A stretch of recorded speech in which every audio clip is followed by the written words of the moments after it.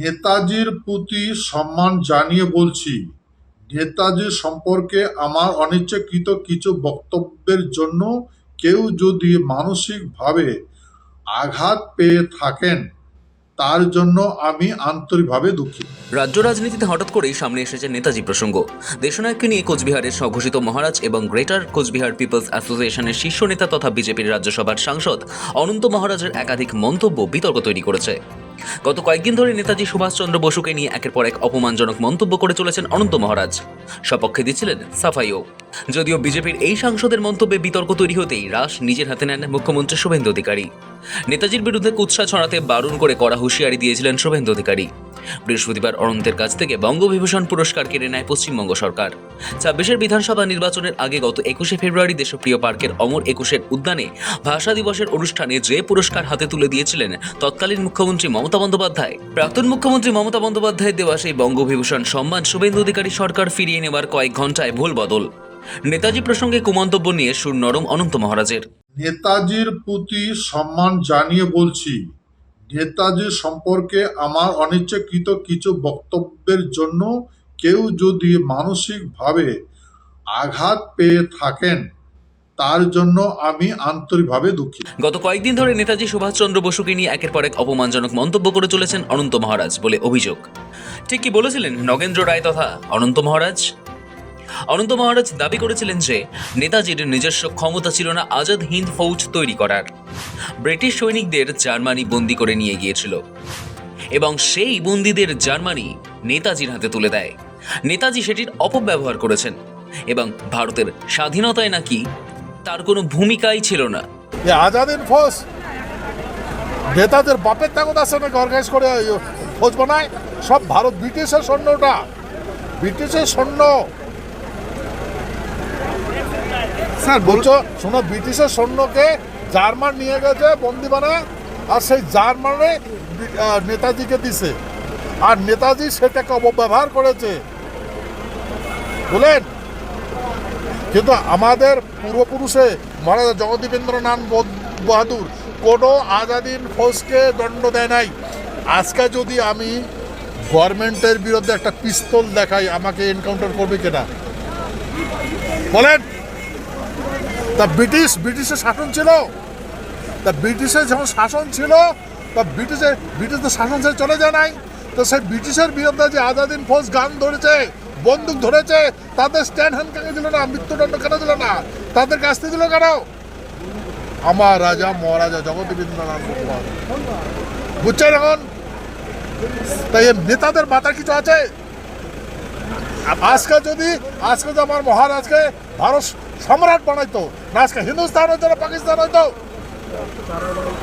হ্যাঁ, এতগুলো মা বোনের ইজ্জত যেত। নেতাজি সম্পর্কে এই মন্তব্যের জেরে স্বাভাবিকভাবেই অনন্ত মহারাজের বিরুদ্ধে জনরোষ তৈরি হয়।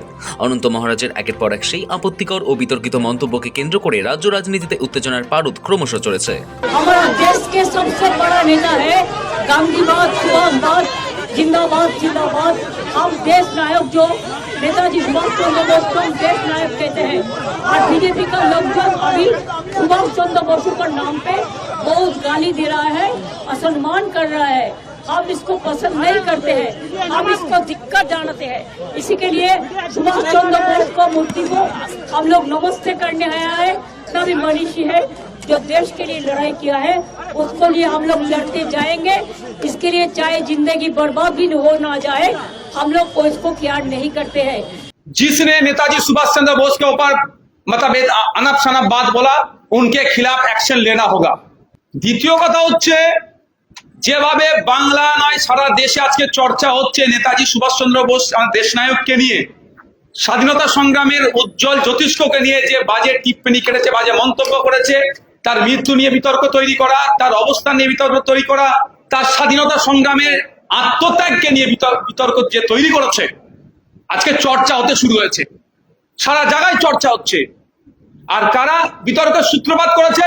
বিজেপির এমপিরা, রাজ্যসভার এমপিরা। একটা এমপি প্রথম বলে চুপ করে গেছে, অপর এমপি এখন কন্টিনিউ চালাচ্ছে, তার মুখে লাগাম পড়াতে পারছে না। আমরা আশা করব যে সরকার পশ্চিমবাংলায় চলছে তথা বিজেপি সরকার, তাদের এমপির মুখে লাগাম পড়া আগে। দ্বিতীয়ত, বিগত দিনে যে বাজে মন্তব্য করেছে তার বিরুদ্ধে আইনত ব্যবস্থা গ্রহণ করুক। কোনো মতেই না ড্যামেজ কন্ট্রোল করার জন্য এই পেপারে আসবে, সব আসবে, ওই বিষয়টা না চেপে যায় যে নেতাজি নামাঙ্কিত সেবা কেন্দ্র ছবি লাগালে 30,000 টাকা করে বিধায়ককে দিয়ে হবে, এটাই না হেডলাইন হয়ে যায়। আমি অনুরোধ করবো মিডিয়ার বন্ধুদের, নেতাজি নিয়ে কারো বিরোধ থাকার কোনো কথাই নাই, যে অন্তত এটা বেশি বেশি হাইলাইট করুন। কোন সাহসে নেতাজির নাম নিয়ে এরা বাজে মন্তব্য করলো, তারা এখনো পর্যন্ত তাদের বিরুদ্ধে প্রশাসন কেন ব্যবস্থা গ্রহণ করলো না? উল্লেখযোগ্য বিষয় হলো বিজেপির অন্দরেও অনন্ত মহারাজের এই বক্তব্যকে সমর্থন জানানো হয়নি।